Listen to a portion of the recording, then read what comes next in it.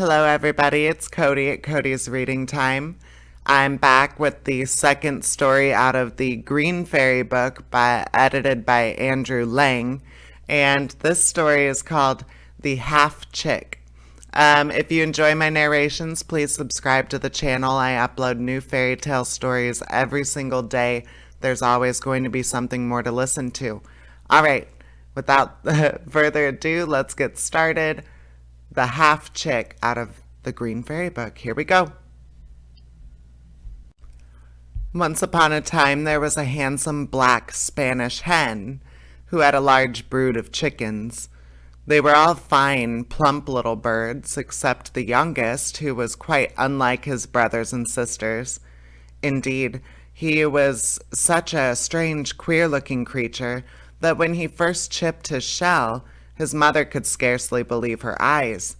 He was so different from the other 12 fluffy, downy, soft little chicks who nested under her wings. This one looked just as if he had been cut in two. He had only one leg and one wing and one eye, and he had half a head and half a beak. His mother shook her head sadly as she looked at him and said, "My youngest born is only a half chick. He can never grow up a tall, handsome cock like his brothers. They will go out into the world and rule over poultry farms of their own, but this poor little fellow will always have to stay at home with his mother." And she called him Medio Pollito, which is Spanish for half chick. Now, though Medio Pollito was such an odd, helpless-looking little thing, his mother soon found that he was not at all willing to remain under her wing and protection. Indeed, in character he was as unlike his brothers and sisters as he was in appearance. They were good, obedient chickens, and when the old hen chicked after them, they chirped and ran back to her side. But Medio Pollito had a roving spirit in spite of his one leg, and when his mother called to him to return to the coop, he pretended that he could not hear because he had only one ear. Then she took the whole family out for a walk in the fields. Medio Pollito would hop away by himself and hide among the Indian corn. Many an anxious minute his brothers and sisters had looking for him, while his mother ran to and fro, cackling in fear and dismay. As he grew older, he became more self-willed and disobedient, and his manner to his mother was often very rude, and his temper to the other chickens very disagreeable. One day, he had been out for a longer expedition than usual in the fields. On his return, he strutted up to his mother with the peculiar little hop and kick which was his way of walking, and cocking his one eye at her in a very bold way, he said, "Mother, I am tired of this life in a dull farmyard, with nothing but a dreary maize field to look at. I'm off to Madrid to see the king." "To Madrid, Medio Pollito?" exclaimed his mother. "Why, you silly chick, it would be a long journey for a grown-up cock, and a poor little thing like you would be tired out before you had gone half the distance. No, no, stay at home with your mother, and some day, when you are bigger, we will go a little journey together." But Medio Pollito had made up his mind, and he would not listen to his mother's advice, nor to the prayers and entreaties of his brothers and sisters. "What is the use of our all crowding up against each other in this poky little place," he said. "When I have a fine courtyard of my own in the king's palace, I shall perhaps ask some of you to come and pay me a short visit." And scarcely waiting to say goodbye to his family, away he stumped down the high road that led to Madrid.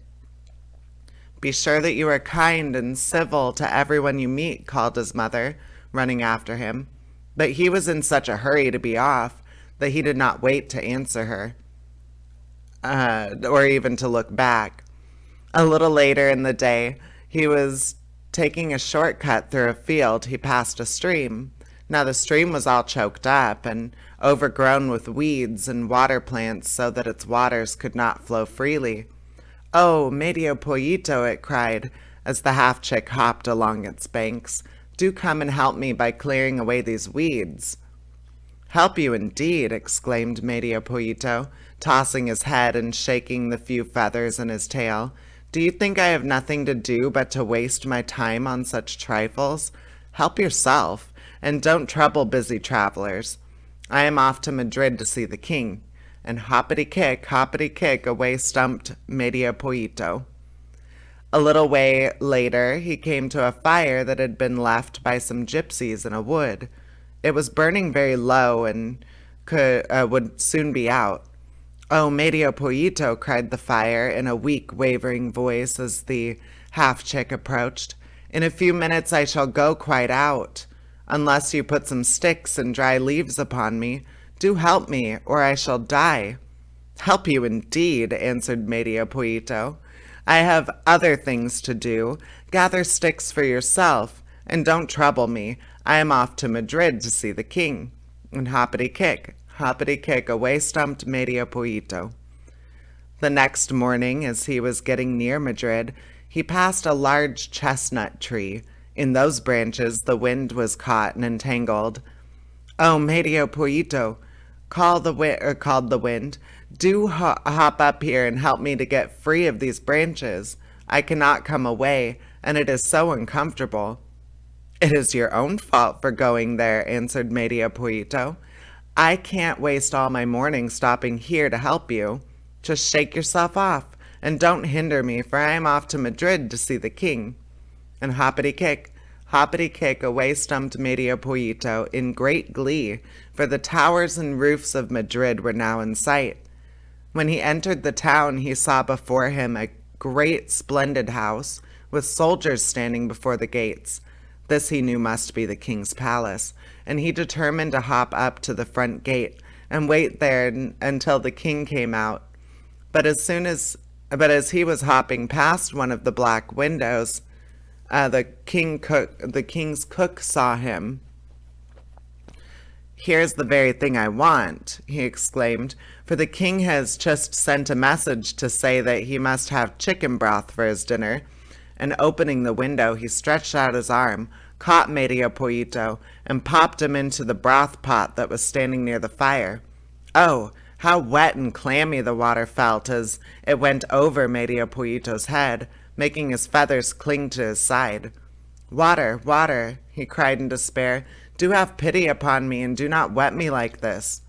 "Ah, Medio Pollito," replied the water, "you would not help me when I was a little stream away on the fields. Now you must be punished."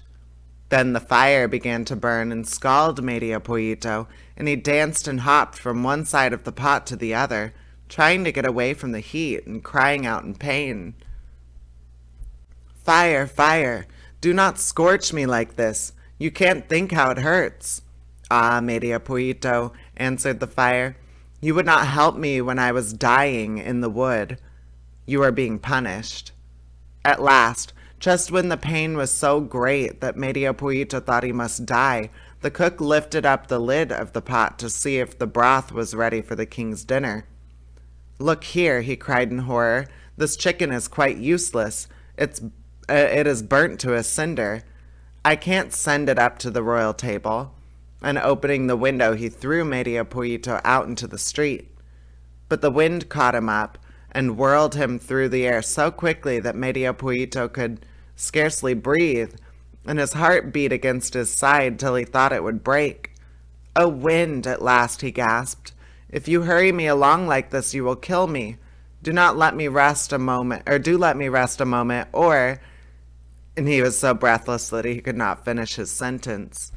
"Ah, Medio Pollito," replied the wind, "when I was caught in the branches of the chestnut tree, you would not help me. Now you are punished." And he swirled Medio Pollito over the roofs of the house till they reached the highest church in town, and there he left him fastened to the top of the steeple. And there stands Medio Pollito to this day, and if you go to Madrid and walk through the streets till you come to the highest church, you will see Medio Pollito perched on his one leg on the steeple, with his one wing drooping at his side, and gazing sadly out of his one eye over the town. And that is the end of the story. I hope you enjoyed it. I'll be back with another story out of this book and all the others I'm working on and updating daily. So check those out. And please subscribe. I upload new stories every single day. There's always going to be something to listen to. All right, take care, everybody. Bye-bye.